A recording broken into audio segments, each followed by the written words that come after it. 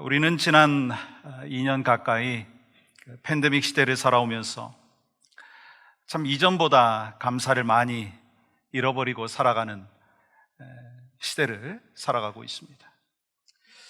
우리들 중에는 생각조차 하기 싫은 고통과 아픔의 시간을 아직도 지내고 계신 분들도 있으시다는 거예요. 그래서 우리의 삶 가운데 참 부정적이고 비판적인 마음이 자꾸 들려고 하는 삶의 여건 속에 접어들 때가 참 많습니다. 또 환경적으로 그래요. 이 뉴스나 유튜브나 또 인터넷 매체를 통해서 접근해 오는 것들은 참 자극적이고 또한 파괴적인 말들이 쏟아지고 있다라고 하는 거예요. 이 사람들은 그래서 입만 열면 불평도 하고 또 원망을 합니다. 그렇게 우리는 감사를 잃어버린 시대 속에서 원망하면서 불평하며 살아가고 있을 때 우리 하나님께서는 우리에게 이렇게 말씀하십니다. 너희는 감사하는 자가 되라. 너희는 감사하는 자가 되라. 항상 기뻐하라. 쉬지 말고 기도하라. 범사에 감사하라. 이는 그리스도 예수 안에서 너희를 향하신 하나님의 뜻이니라. 하나님께서 여러분과 저를 향한 마음은, 여러분과 저를 향한 기대하심은 모든 상황 속에서 감사하는 것이다 라고 하는 것입니다. 여러분, 누가 감사할 수 있을까요? 고난이 없는 사람이 감사할 수 있습니까? 문제가 없는 사람만이 감사할 수 있습니까? 이 타임즈가 20세기 가장 영향력 있는 사람 중에 한 사람으로 꼽은 사람이 있는데 그 사람은 오프라 윈프리입니다. 그는 크리스찬으로서 위대한 습관 하나를 갖고 있었습니다. 그 위대한 습관은 10년 동안 매일같이 감사 일기를 썼다는 거예요. 무슨 말인가? 그녀는 현재를 소중하게 여기고 삶을 긍정적으로 이끄는 감사의 일기를 씀으로 인해서 삶이 어떻게 가야 되는지, 삶의 방향이 어디를 향해야 되는지에 대해서 깨달았다고 하는 것입니다. 이 그녀가 이 감사의 일기를 모아놓은 책이 내가 확실히 아는 것들이라고 하는 제목입니다. 이 책의 내용 가운데 이런 내용이 있어요. 항상 감사한 마음을 가지기는 쉽지 않다. 하지만 당신이 가장 덜 감사할 때가 바로 감사함이 가져다 줄 선물을 가장 필요로 할 때다. 감사하게 되면 내가 처한 상황을 객관적으로 멀리서 바라보게 된다. 그뿐만 아니라 어떤 상황이라도 바꿀 수 있다. 감사한 마음을 가지면 당신의 주파수가 변하고 부정적 에너지가 긍정적 에너지로 바뀌게 된다. 감사하는 것이야말로 당신의 일상을 바꿀 수 있는 가장 빠르고 쉬우며 강력한 방법이라고 나는 확신한다. 여러분, 이 감사할 것이 있을 때 감사하는 것은요, 누구든지 할 수가 있더라고요. 그렇지만 이 감사할 이유가 전혀 없는 것 같을 때 오히려 더 감사가 필요하다라고 하는 레슨이 바로 오프라 윈프리의 이 감사의 일기 내용 가운데 담겨져 있다는 것입니다. 왜냐하면 이 감사가 우리의 미래를 만들어가기 때문인 것입니다. 그러므로 감사할 수 없는 것 같은 상황 속에서 정말 필요한 것은 이 감사의 예배를 드리는 것이다 하는 것이죠. 오늘 본문 시편 50편은 이 다윗 시대 때 3대 악장 중에 한 사람인 아삽이라고 하는 사람이 쓴 시이거든요. 하나님께서는 아삽을 통해서 예배에서 가장 중요한 것이 무엇인가? 감사로 예배하는 것이다 라고 말씀하고 있습니다. 그래서 이 시편 50편의 주제와 전체 내용은 무엇이냐? 바로 감사 예배를 받으시는 하나님, 감사로 예배하는 자의 예배를 받으시는 하나님이다라고 하는 것입니다. 하나님께서는요, 이 아삽의 시를 통해서 우리가 감사함으로 예배하는 것이 얼마나 중요한 것인가라고 하는 것을 가르쳐주고 있습니다. 그러므로 우리 모두는요, 오늘 추수감사주일 예배를 드리는데 하나님께 정말 감사의 예배를 드리고 있는가? 또한 하나님 앞에 진정한 감사를 예배로 올려드릴 때 하나님께서 우리에게 주시는 은혜가 무엇인가 라고 하는 것을 깨닫기를 원하는데요, 그 첫 번째는요, 이 하나님 앞에 감사로 예배할 때 하나님과의 관계가 회복되어집니다. 감사할 때 하나님과의 관계가 회복되어진다는 거예요. 하나님께서는 오늘 본문에서 아삽을 통해서 이스라엘 백성들이 감사로 제사를 드리지 않고 있다라고 말씀하고 있습니다. 하나님 앞에서 형식적인 예배를 드리고 있다라고 말씀하시는 거예요. 그래서 하나님께서는 이 시편 50편에서 세상의 모든 사람들을 불러 모으시고 또한 성도들을 불러 모으신 다음에 하나님의 사람들이 형식적인 예배를 드리고 있다라고 책망을 하고 계신 것입니다. 그렇다면 여러분, 그들이 어떻게 하나님 앞에 예배를 드렸기에 하나님께서 온 세상 사람들을 불러 모으실 만큼 안타까워 하셨느냐라고 하는 거예요. 여러분, 그들이 예배하는 그 예배의 모습이요, 8절에 이렇게 기록이 되어 있습니다. 나는 내 재물 때문에 너를 책망하지는 아니하리니 내 번제가 항상 내 앞에 있음이로다. 그들은 항상 번제물을 갖고 예배를 드렸습니다. 집에 있는 수소와 수염소를 가져와서 항상 예배를 드렸다는 거예요. 여러분, 얼마나 귀한가요? 빠지지 않고 예배했을 뿐만 아니라 항상 제물을 드렸습니다. 그러므로 지금 하나님께서는요, 언약 백성인 이스라엘 백성들을 책망하시고 경고하시는 이유가 그들이 제사를 드리지 않고 제물을 드리지 않았기 때문이다 라고 말씀하시는 게 아니라는 거예요. 그들은 정해진 시간에 정해진 방법으로 꼬박꼬박 제사를 드렸고 정해진 만큼 제물을 하나님 앞에 올려드렸습니다. 그렇지만 문제가 있었어요. 그들의 예배는 겉으로는 그럴싸할 뿐 감사의 마음으로 예배하지 않았다라고 하는 것입니다. 그래서 여러분, 오늘 본문 13절은 이렇게 말씀하고 있는 걸 보게 되죠. 내가 수수의 고기를 먹으며 염소의 피를 마시겠느냐?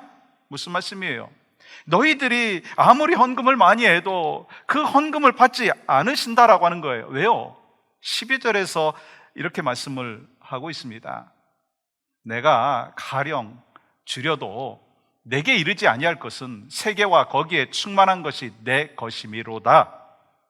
온 세상의 것이 하나님의 것이다라고 말씀하시면서 내가 너희의 것을 먹기라도 하겠느냐? 다시 말씀드리면 하나님께서는 지금 너희들이 드리는 그 제사, 예배, 그게 정말 예배냐? 그게 정말 제사냐? 라고 묻고 계신 거예요. 여러분, 왜 이런 질문을 하고 계시냐라고 하는 거예요. 제사를 드렸지만 제사를 드리는 그들의 마음속에 감사가 없었다라고 하는 거예요. 지금 하나님께서는요, 이 지금 제사의 횟수나 그 제물의 양에 대해서 문제 삼고 계신 것이 아니라는 거예요. 이스라엘 백성들이 하나님 앞에 제사를 드렸지만 그 제사는 가식적인 제사여 형식적인 제사를 드렸다라고 하는 거예요. 왜 그러면 그들이 가식과 형식으로 제사를 드렸어요? 왜 그렇게 말씀하시는 거예요? 감사한 마음이 없었다는 거예요. 그렇다면 왜 그들이 감사한 마음이 없이 제사를 드렸느냐라고 하는 거예요. 그들이 갖고 있는 소유의식이 잘못되었다라고 하는 거예요. 내가 갖고 있는 것을 드린다라고 생각하니까 감사가 없는 거예요. 그래서 이 본문 10절과 11절에서 모든 것이 하나님의 것이다 라고 말씀을 하시는데요, 10절 말씀 보세요. 한번 같이 읽어보겠습니다. 시작. 이는 살림의 짐승들과 무산의 가축이 다 내 것이며 산의 모든 새들도 내가 아는 것이며 들의 짐승도 내 것이미로다. 하나님께서는 이 제물을 드리는 그 이스라엘 백성들을 향하여 뭐라고 말씀하셨다고요? 가식적이고 형식적인 것을 드리고 있다라고 하는 것을 말씀하시면서 지금 너희들이 갖고 있는 그것이 너희의 것이 아니라 나의 것이다라고 하는 것을 말씀하십니다. 그러면서 온 세상의 것이 다 내 것이다라고 하는 것을 너희들이 기억해야 된다라고 말씀하시면서 또한 뭐라고 말씀하시느냐면 14절 보세요. 감사로 하나님께 제사를 드리며. 여러분, 하나님께서는요, 우리의 마음의 중심을 보시는 하나님이십니다. 근데 이스라엘 백성들은 제사를 드리는데 감사하는 마음이 없었어요. 어쩔 수 없이 의무감 때문에 형식적으로 드렸다는 거예요. 여러분, 그들은요, 세상의 종교에서 제사를 지내는 것과 같은 모습이었다라고 하는 거예요. 여러분, 세상의 종교에서 제사를 드리는 것과 우리 믿음의 백성들이 하나님 앞에 예배를 드리는 것과 뭐가 다르죠? 세상의 종교는요, 신의 노여움을 달래기 위해서, 신의 축복을 더 얻기 위해서 제사를 드립니다. 내가 믿는 신에게 많은 것을 드리면 더 많은 것을 줄 것이다라고 하는 기대함으로 제사를 지냅니다. 마찬가지로 이스라엘 백성들도요, 하나님께 제사를 드린다고 하면서 딜을 한 거예요. 거래를 한 거예요. 내가 하나님 앞에 더 많은 재물을 드릴 테니 더 많은 복을 주십시오. 딜을 하고 있는 것입니다. 그러니까 감사하는 마음이 없는 것이 당연한 거 아니겠어요? 그렇지만 하나님의 사람인 여러분과 저는 오늘 추수감사 예배를 드리면서 어떠한 마음으로 예배를 해야 되느냐라고 하는 건 너무나 잘 알고 있습니다. 하나님께서 베풀어 주신 그 은혜, 하나님께서 허락해 주신 그 사랑, 하나님이 우리 가정에게, 교회에게 주신 그 복 감사하면서 예배를 드리는 것입니다. 그런데 언약 백성인 이스라엘 백성들은 감사하는 마음이 없이 예배를 드렸다라고 하는 거예요. 그러므로 하나님께서는 그렇게 감사함이 없이 예배하는 자들을 향하여 너희가 드리는 예배가 참 예배냐? 라고 말씀하시는 거예요. 그러면서 뭐라고 말씀하시느냐면 22절 보십시오. 하나님을 잊어버린 너희요, 말로는 하나님을 안다고 하지만 실제로는 하나님을 잊어버렸다는 거예요. 여러분, 하나님에 관하여 아무리 많은 지식을 갖고 있다 한다 할지라도 그거 뭐 하겠어요? 하나님을 마음의 중심에 모시지 않는다면 그것은요, 하나님을 모르는 것과 마찬가지라고 하는 것입니다. 그러니까 우리에게 정말 중요한 것은 어떤 상황 속에서도 하나님의 주권을 인정하는 것, 그 속에서 하나님의 은혜를 기억하고 하나님의 인도하심을 기억하는 것이 참된 믿음의 여정의 삶 가운데 우리가 가져야 될 마음이고 또한 삶의 예배라고 하는 것입니다. 여러분, 하나님을 떠난 인생은요, 진정한 이 감사의 삶을 살 수가 없습니다. 그러니까 지금 하나님은 하나님을 잊어버린 너희여라고 하는 것은요, 어떤 상황 속에서도, 주어진 환경 속에서도 너희들이 감사하지 못하고 있다라고 하는 것입니다. 너희들은 하나님과의 인격적인 관계를 깨진 채로 그렇게 많은 재물을 드렸는데 그런 재물은 필요 없다. 내가 원하는 것은 너희들의 마음속에 나오는 감사의 마음이다라고 하는 거예요. 내가 너희들을 어떻게 구원했고, 내가 너희들을 어떻게 사랑했고, 내가 너희들을 어떻게 인도했는지 너희들이 아는 것이 중요하다. 그 감사의 마음을 갖고 있는 것이 중요하다라고 하시면서 너희들의 진정한 감사의 고백을 듣고 싶구나 라고 말씀하시는 거예요. 지금 우리에게 주시는 말씀, 저에게 주시는 말씀,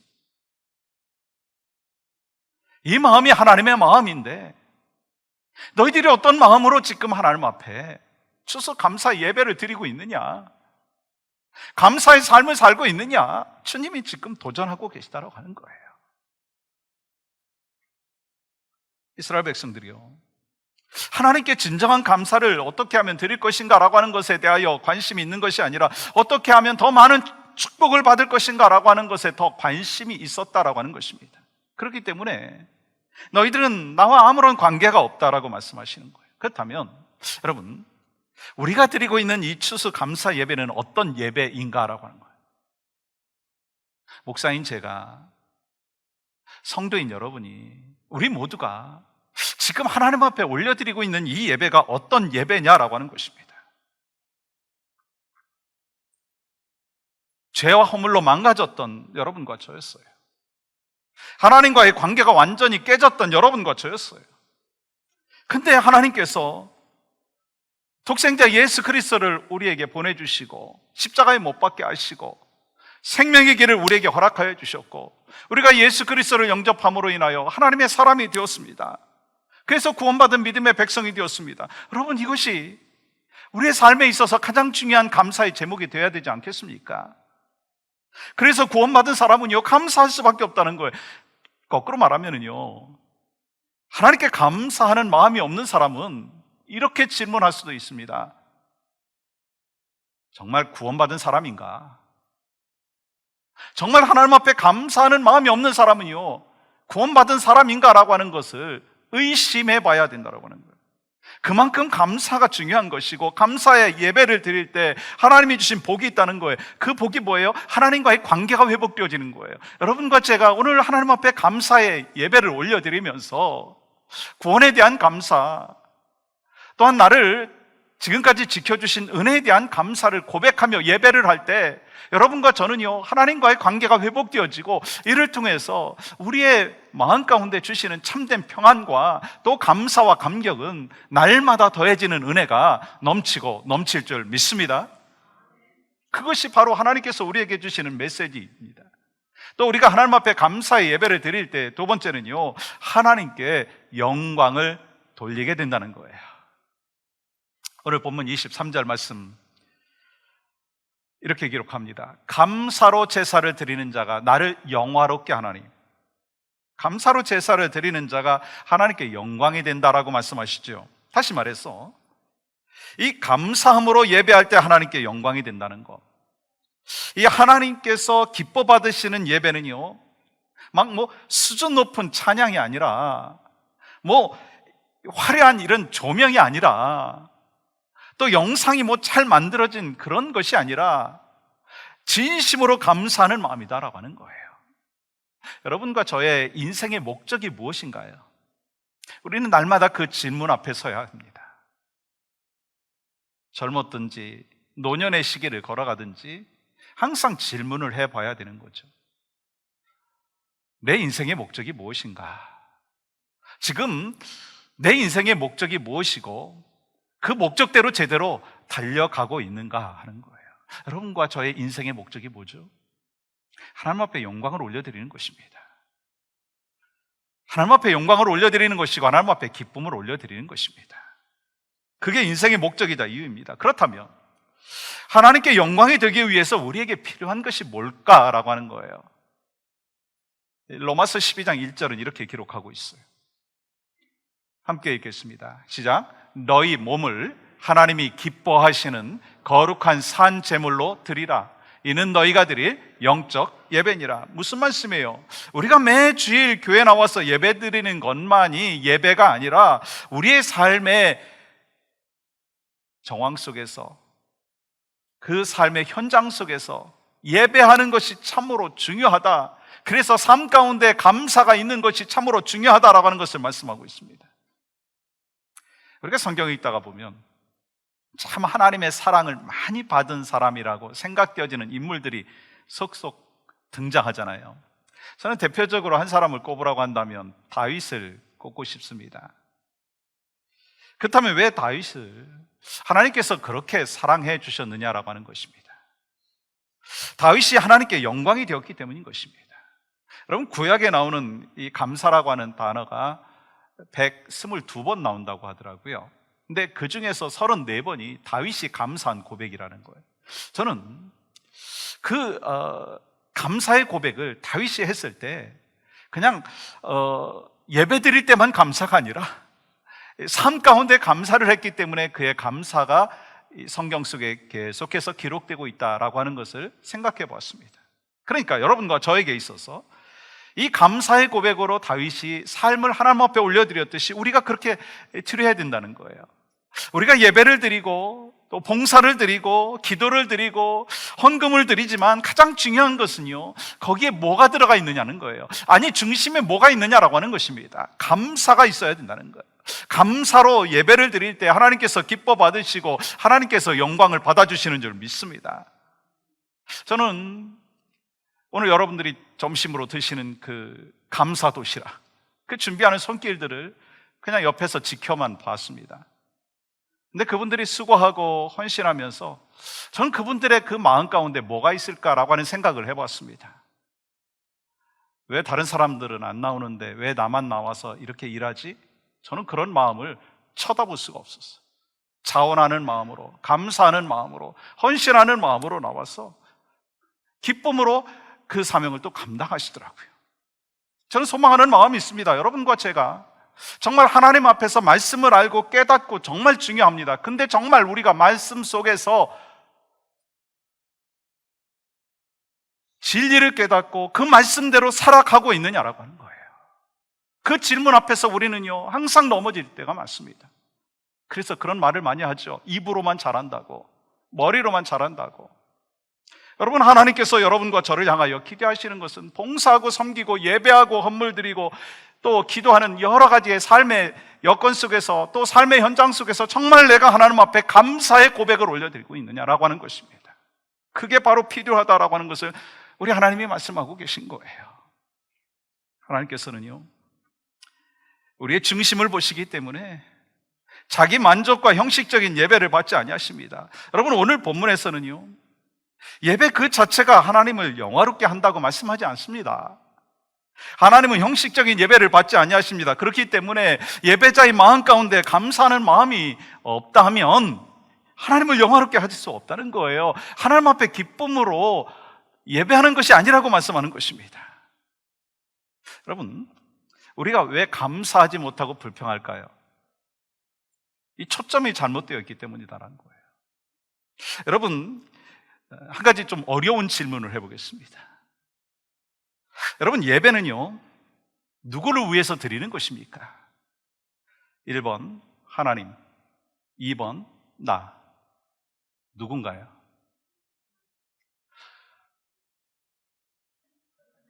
갑자기 이제 하나님 나오다가 나라고 하니까 이제 제가 당황이 되는데, 물론 이제 하나님과 나 다 정답이 될 수 있죠.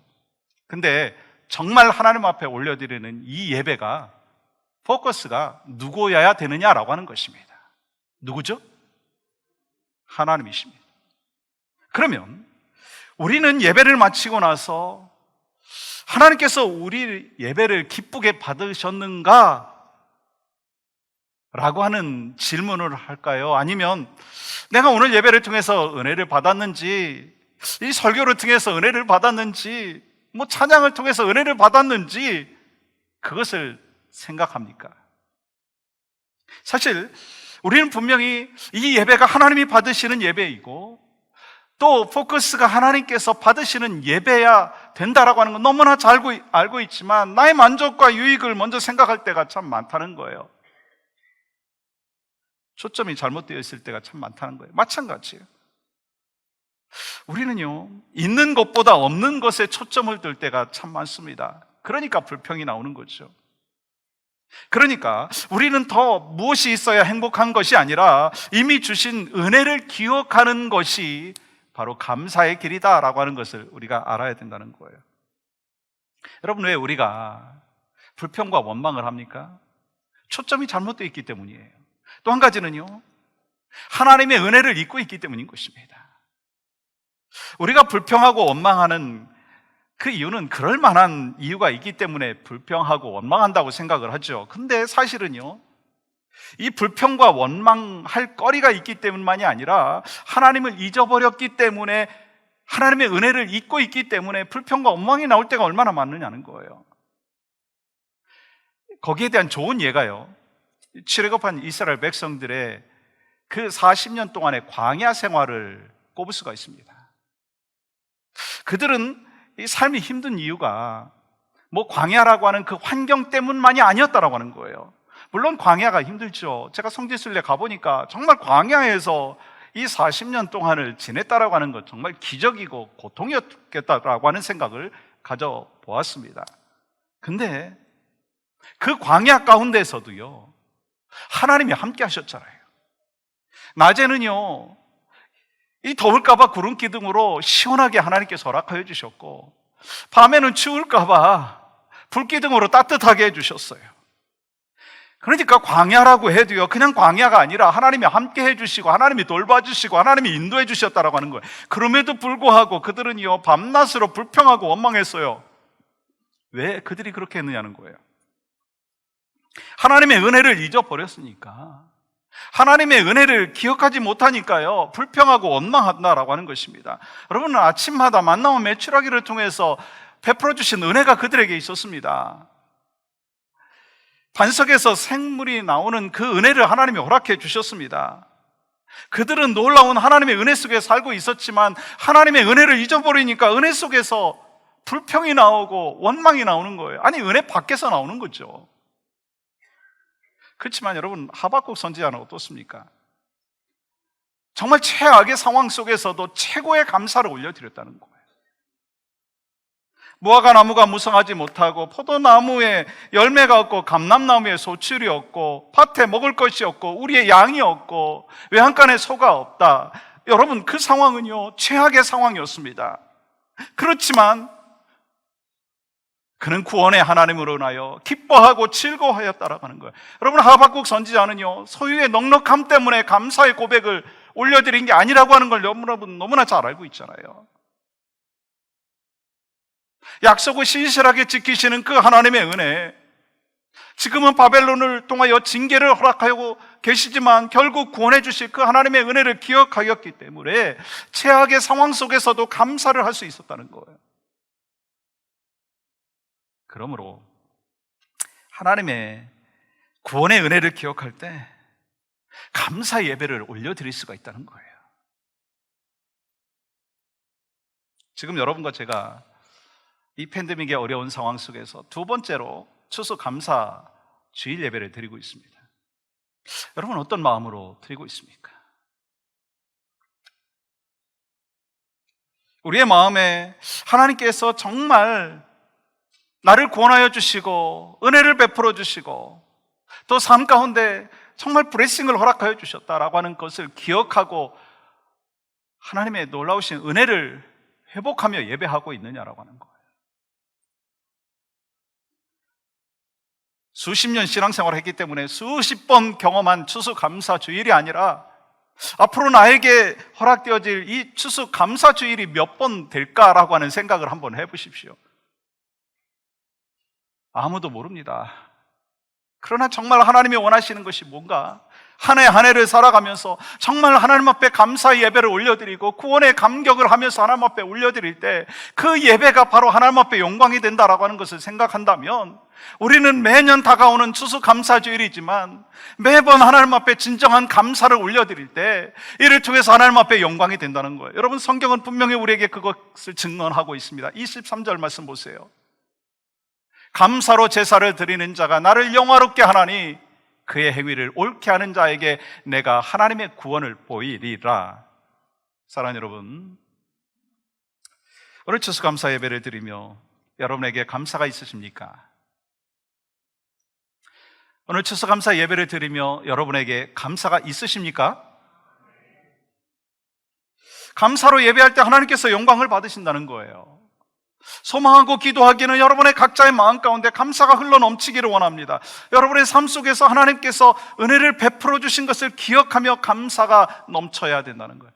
그래서 우리가 그 하나님의 은혜에 대하여 고백하지 않습니까? 이 복음성각 가사처럼 내가 누려왔던 모든 것들이, 내가 지내왔던 모든 시간들이, 내가 걸어왔던 모든 순간들이 당연한 것이 아니었습니다. 하나님의 은혜였습니다. 모든 것이 하나님의 은혜였습니다. 은혜였습니다.